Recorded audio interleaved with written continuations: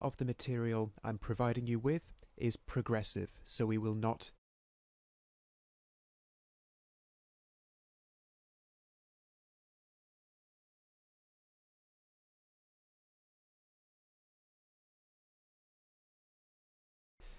Before we go any further, we're going to take a quick look at the Master Project Settings tab.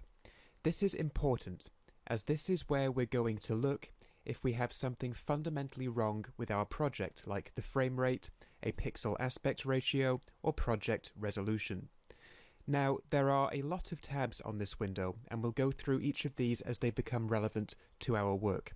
But for now, we are only going to focus on the basic master project settings. In order to bring this up, there's a little gear icon in the very bottom right of the screen.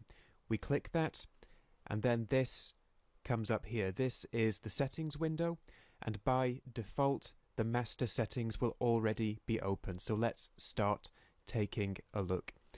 The first little window here is the timeline format window. This allows us to set our timeline resolution, which can be changed at any point during the project, but it is best to get it right at the start. I can change the resolution of my timelines by using the drop-down menu right here, and new timelines that I create from now on will adopt this resolution. We can change every individual timeline's resolution separately though, so you don't need to worry about being locked into anything at this point. In most projects, you will be using a standard 16:9 aspect ratio unless you have a project for a cinema delivery. Below this, we have the pixel aspect ratio settings. We're going to leave these at square for every one of our projects. These are for specific delivery scenarios, like to cinema or to some special delivery destination that doesn't take standard square pixels. Most of these projects that you will be working on are meant for web, so we are going to stay with square pixels for this one. Below this, we have timeline frame rate and playback frame rate, and these are important. It used to be that Resolve wanted you to get these right before you even imported any footage, and there's an element of that left over today, but it is now much more flexible.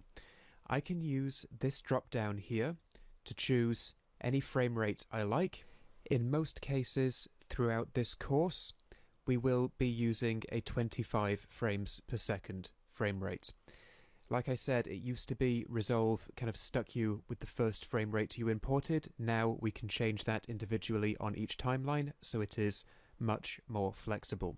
One thing that you need to worry about though, one thing that you must keep in mind, is that when you first import an item and it's not 24 frames per second, Resolve will ask you whether or not you want to change your project to match this new frame rate.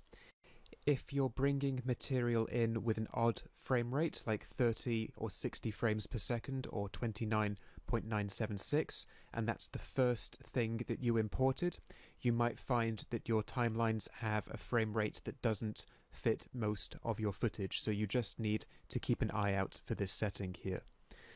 Below these two drop-down menus, we have Enable Video Field Processing. This is used for interlaced video projects. All of the material I'm providing you with is progressive, so we will not be using this. The rest of this window will be covered if and when it becomes practically relevant to the projects we're going to be tackling in this course. But for now, we have what we need to get started.